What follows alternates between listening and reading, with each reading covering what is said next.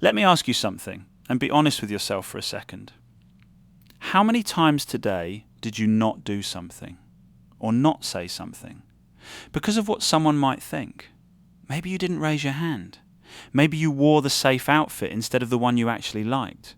Maybe you had a thought, a real one, and you swallowed it because someone in the room might have looked at you funny. Maybe you've got a whole idea, a whole version of your life sitting in your head right now, and the only thing stopping you is a picture of people judging you for it.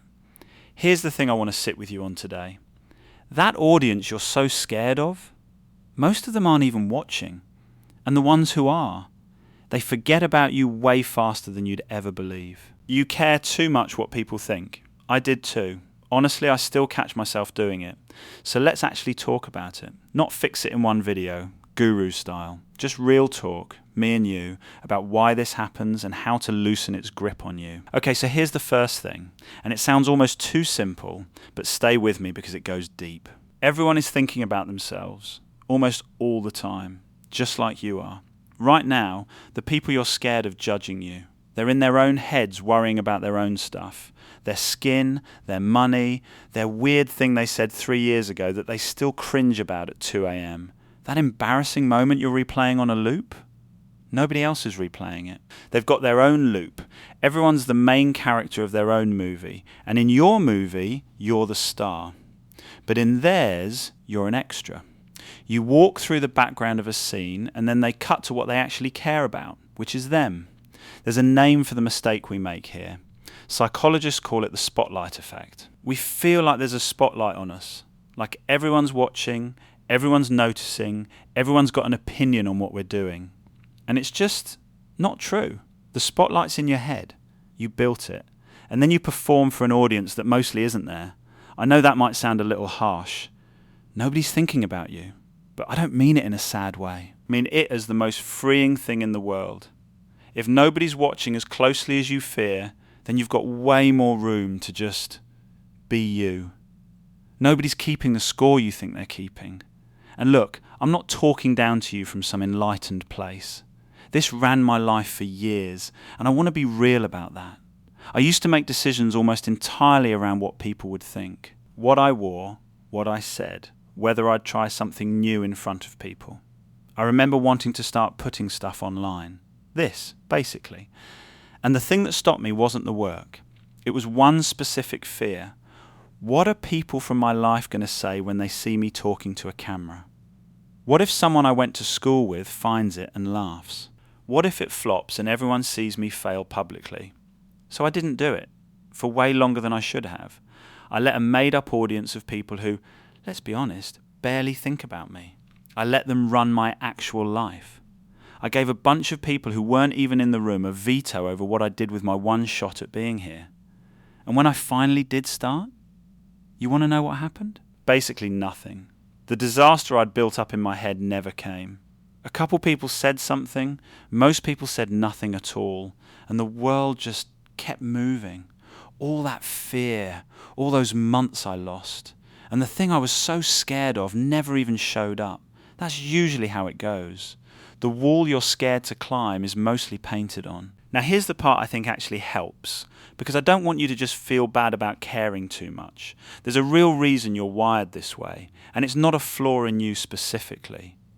Go back a long, long time. Thousands of years.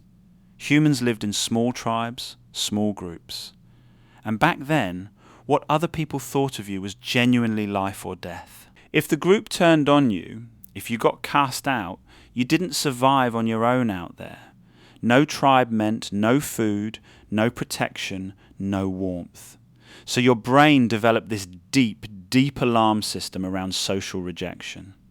Being disliked, being embarrassed, being pushed out of the group. Your brain treats that as a literal threat to your survival. That's why rejection physically hurts. That's why embarrassment feels like your body's on fire.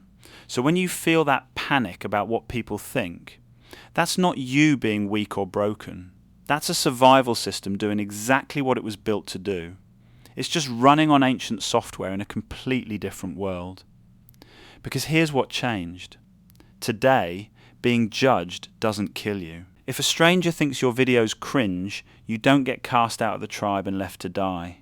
You just keep living your normal life. The stakes your brain is screaming about don't exist anymore. Your alarm system is set for a world that's gone. It's like having a smoke detector that goes off every time you make toast. The alarm is real. The fire isn't. And once you actually understand that the feeling is old wiring, not present-day truth, you can start to hear the alarm and go, okay, thanks, but there's no actual fire here. You don't have to obey it. You just have to recognize it. Let me point at something specific, because I think this is where most of the caring actually lives. The people we're most afraid of usually aren't even real. Not in the moment, anyway. When you're lying in bed dreading what people will think, who exactly are you picturing? It's usually this vague, blurry crowd. People. Everyone. They.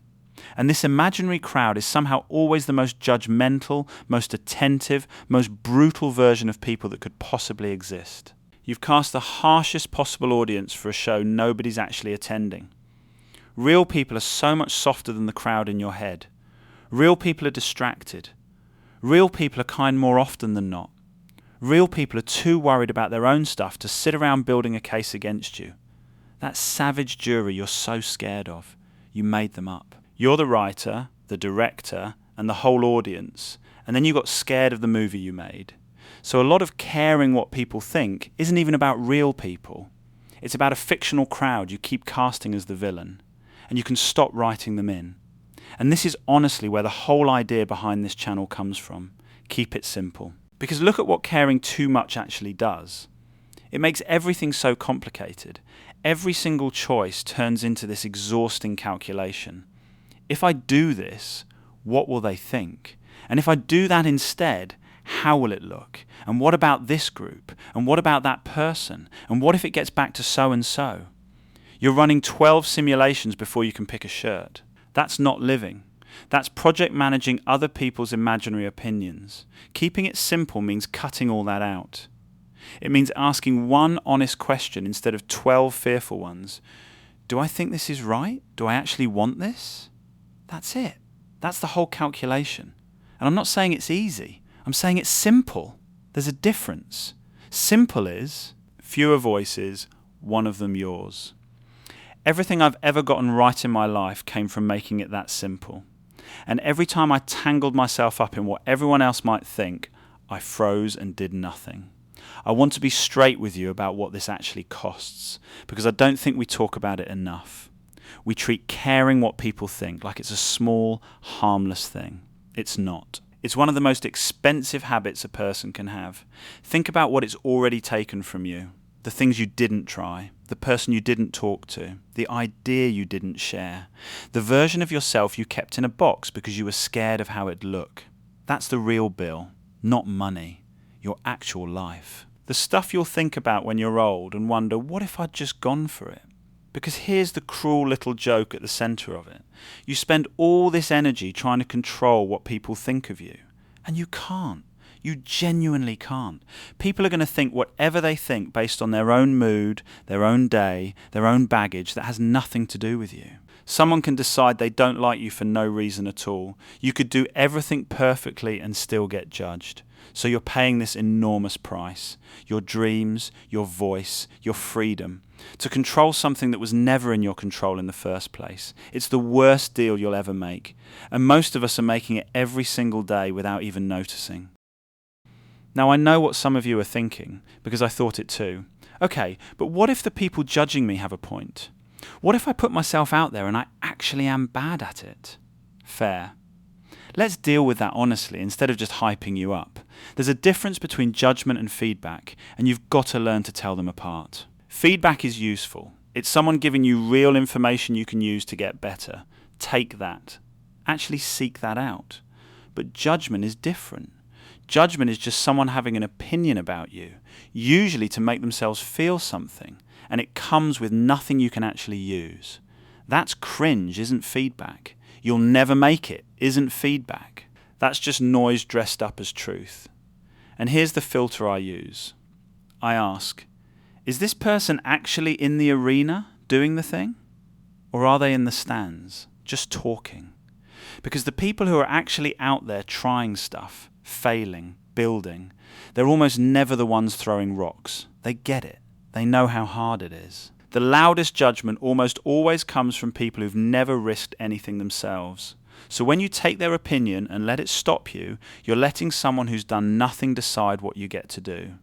Think about how backwards that is. Take feedback from people in the arena. Ignore judgment from people in the stands. That one filter alone will change your whole relationship with what people think.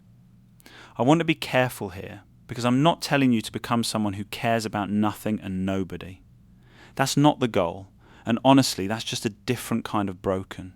You should care what some people think. The handful of people who actually love you, who've earned it, who want you to win. Yeah, care about those people.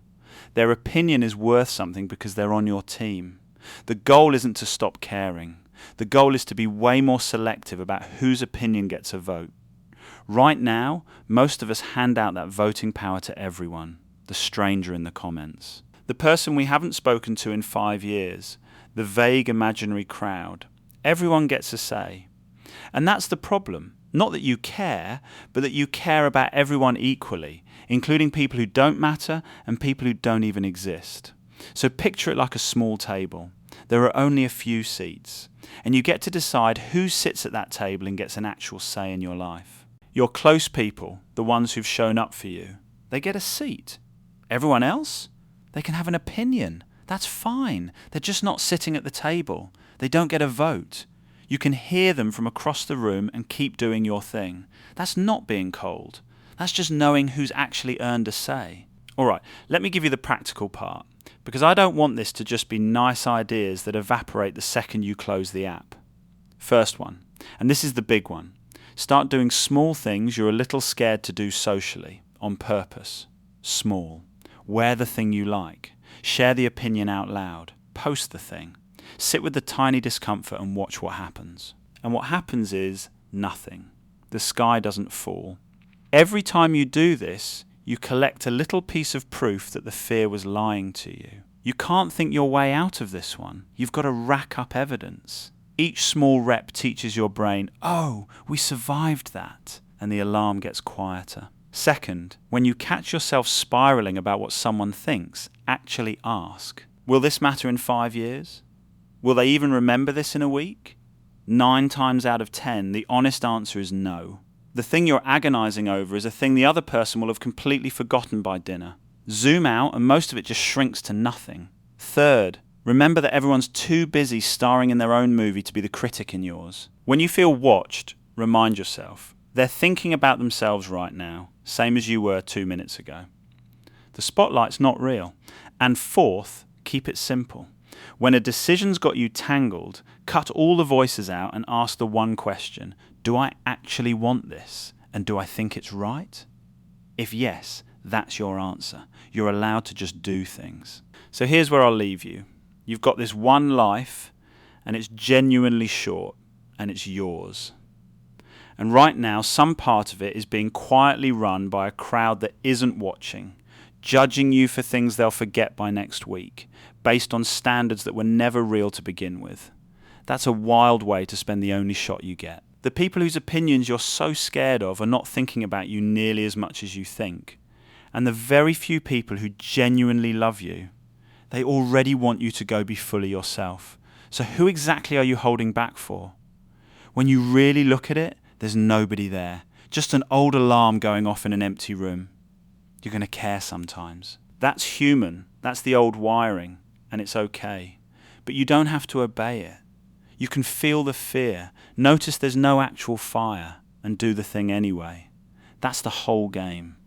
Stop performing for a crowd that isn't there. Go live the simple, honest version of your life. The one that's actually yours. Keep it simple. I'll see you in the next one.